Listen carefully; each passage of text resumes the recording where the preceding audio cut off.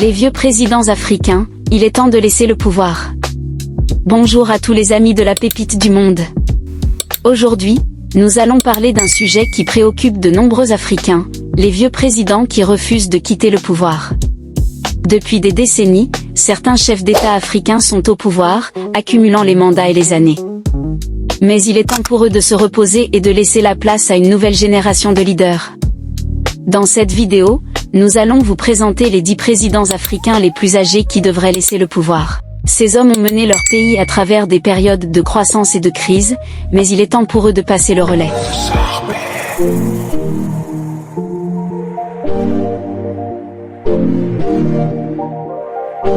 Avant de commencer, n'oubliez pas de vous abonner et d'activer la cloche. 10. Bola Ahmed Tinubu. Le président nigérian est à la tête du pays depuis 2023, soit 2 ans. Malgré son expérience politique, son régime est critiqué pour ses atteintes aux droits de l'homme. Il a mené le Nigeria à travers des périodes de croissance et de crise, mais il est temps pour lui de se préparer pour la suite et de laisser la place à une nouvelle génération de leaders. Avec 73 ans, Tinubu doit penser à l'avenir du pays et permettre à de nouveaux dirigeants de prendre les rênes. Le Nigeria a besoin de leaders qui puissent répondre aux défis actuels et futurs, et Tinubu a l'opportunité de montrer son engagement envers la démocratie et le développement du pays en préparant une transition pacifique et transparente. 9. Abdelmadjid Tebboune. Président de l'Algérie depuis 2019, occupe cette fonction depuis plus de 5 ans. À 80 ans, il figure parmi les dirigeants les plus âgés du continent africain. L'Algérie a traversé des périodes de croissance mais aussi de crise, et il est désormais temps pour lui de se retirer et d'ouvrir la voie à une nouvelle génération de dirigeants. Le pays a besoin de leaders jeunes, dynamiques et visionnaires pour relever les défis actuels et à venir. Il a l'opportunité de démontrer son engagement envers la démocratie et le progrès de la nation en facilitant une transition pacifique et transparente, offrant ainsi au peuple algérien les moyens de bâtir un avenir meilleur. 8. Isaias Afwerki. Président de l'Érythrée depuis 1993, est l'un des dirigeants les plus anciens d'Afrique, avec plus de 30 ans de pouvoir. Sous sa gouvernance, l'Érythrée a connu certaines avancées économiques et des progrès dans le domaine des infrastructures, notamment après son indépendance en 1993. Cependant, son régime est également fréquemment critiqué pour ses atteintes aux droits de l'homme, telles que la répression de l'opposition politique, la censure des médias et les violations des libertés fondamentales. La conscription militaire obligatoire, qui peut durer indéfiniment, reste un point de tension majeur, tout comme l'absence de réformes démocratiques et d'une véritable alternance politique. Bien que son leadership ait permis de stabiliser le pays après des années de guerre, de nombreuses voix estiment qu'il est désormais temps pour l'Érythrée de s'ouvrir à une nouvelle génération de dirigeants afin d'assurer un avenir plus démocratique et prospère. 7. Ismaïl Omar Guelleh. Né en 1947, est le président de Djibouti depuis 1999, ce qui fait de lui l'un des dirigeants les plus âgés et les plus longs en poste en Afrique.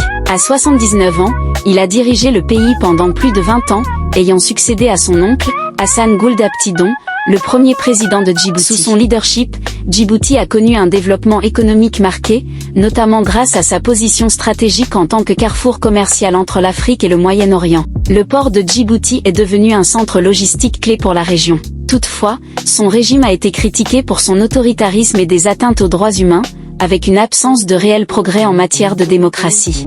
Malgré ses efforts pour moderniser l'infrastructure du pays, le gouvernement de Guelleh est souvent accusé de maintenir une gouvernance peu ouverte et d'étouffer l'opposition. 6. Yoweri Kaguta Museveni. Président actuel de l'Ouganda, en fonction depuis le 29 janvier 1986. Né le 15 août 1944, il a actuellement 81 ans. Ancien guérillero, Museveni a pris le pouvoir après avoir mené une rébellion contre le gouvernement de Milton Obote. Depuis son accession à la présidence, il a été réélu à plusieurs reprises, notamment en 1996, 2001, 2006, 2011, 2016 et 2021, malgré des accusations de fraude électorale et de répression de l'opposition. Museveni est souvent perçu comme un leader autoritaire, ayant modifié la constitution pour prolonger son mandat, notamment en supprimant la limite d'âge présidentiel en 2017. Sous son gouvernement, l'Ouganda a connu une croissance économique, mais aussi des tensions politiques internes. Museveni a également joué un rôle important dans les affaires régionales, en particulier dans les conflits de la région des Grands Lacs africains. Son expérience et sa contribution à la stabilité régionale sont indéniables, mais beaucoup estiment qu'après tant d'années à la tête du pays, il est temps pour Yoweri Museveni de céder la place à une nouvelle génération de dirigeants capables de porter un souffle nouveau à la nation ougandaise. 5. Denis Sassou Nguesso. Denis Sassou Nguesso est le président de la République du Congo, ayant occupé ce poste pendant plus de 30 ans. Il est né le 23 novembre 1943 à Edou, dans le département de la Cuvette, en République du Congo. Son premier mandat présidentiel a débuté en 1979, après un coup d'État, et il a duré jusqu'en 1992. Après une période d'opposition, il est revenu au pouvoir en 1997, à la suite d'une guerre civile, et a été réélu plusieurs fois depuis. Sassou Nguesso a dirigé le pays avec une forte concentration du pouvoir, souvent critiqué pour son autoritarisme et la gestion des ressources naturelles, notamment le pétrole. Il a également modifié la constitution pour prolonger son mandat. En 2025, à 81 ans, il reste au pouvoir, incarnant une stabilité politique et une controverse durable dans la politique congolaise. Sous la présidence de Denis Sassou Nguesso, le Congo a connu des périodes de paix et de stabilité, notamment après la guerre civile de 1997. 4. Emmerson Mnangagwa. Né le 15 septembre 1942, est le président du Zimbabwe depuis novembre 2017. Âgé de 83 ans en 2025, il a pris le pouvoir après la chute de Robert Mugabe, dont il fut longtemps le bras droit. Ancien combattant de la guerre d'indépendance, il a occupé plusieurs postes importants, notamment ceux de ministre de la Défense, de la Justice et de vice-président. Membre influent du parti ZANU-PF, Mnangagwa est connu pour son tempérament discret mais redouté, ce qui lui a valu le surnom de « crocodile ». Depuis son arrivée à la présidence, il a promis de relancer l'économie et d'attirer les investissements étrangers, mais ses mandats ont été marqués par des difficultés économiques, une inflation élevée et des accusations d'autoritarisme. Réélu en 2023, il poursuit sa gouvernance entre promesses de réformes et critiques sur la situation politique et sociale du pays. 3. Teodoro Obiang Nguema Mbazogo. Né le 5 juin 1942, est le président de la Guinée équatoriale depuis le 3 août 1979. Âgé de 83 ans en 2025, il détient le record du plus long mandat présidentiel au monde encore en cours. Il a pris le pouvoir après avoir renversé son oncle, Francisco Macias Nguema, lors d'un coup d'État militaire. Ancien officier de l'armée, Obiang a instauré un régime autoritaire centré sur sa personne et son parti, le Parti démocratique de Guinée équatoriale, PDGE. Sous son règne, le pays est devenu riche en pétrole, mais cette richesse a surtout profité à une élite proche du pouvoir, tandis qu'une grande partie de la population reste pauvre. Obiang contrôle étroitement la vie politique, les médias et l'armée. Malgré les critiques internationales pour corruption et atteinte aux droits humains, il demeure solidement au pouvoir depuis plus de 4 décennies. Malgré des critiques sur les droits de l'homme et la gestion des ressources pétrolières, le pays connaît une relative stabilité politique et économique. 2. Alassane Ouattara. Président de la Côte d'Ivoire depuis 2011, est aujourd'hui âgé de 83 ans.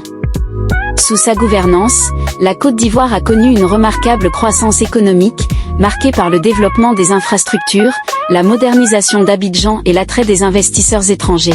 Son accession à un 3e mandat en 2020 a suscité des tensions politiques et de vives critiques de l'opposition. Son gouvernement est également accusé de restreindre les libertés politiques et d'être trop centralisé autour de sa personne.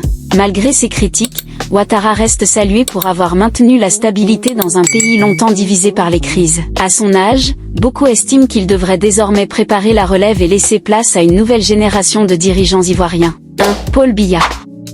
Président du Cameroun depuis 1982, est aujourd'hui âgé de 92 ans, faisant de lui l'un des plus anciens dirigeants encore en exercice dans le monde.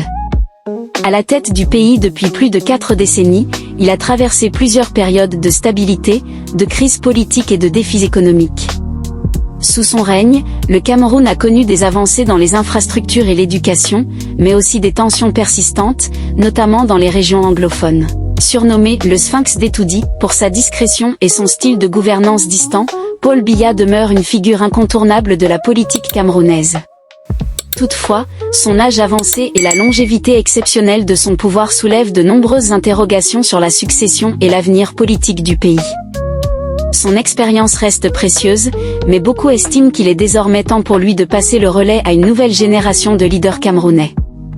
Malgré ses 92 ans, Paul Biya continue de présider le Cameroun avec une longévité record de 41 ans. Il maintient une certaine stabilité politique, mais le pays fait face à des défis sécuritaires et économiques, notamment dans les régions anglophones et face à Boko Haram. Son expérience et son leadership ont contribué à maintenir une relative paix, mais des tensions persistent. Merci pour votre attention et abonnez-vous pour la suite.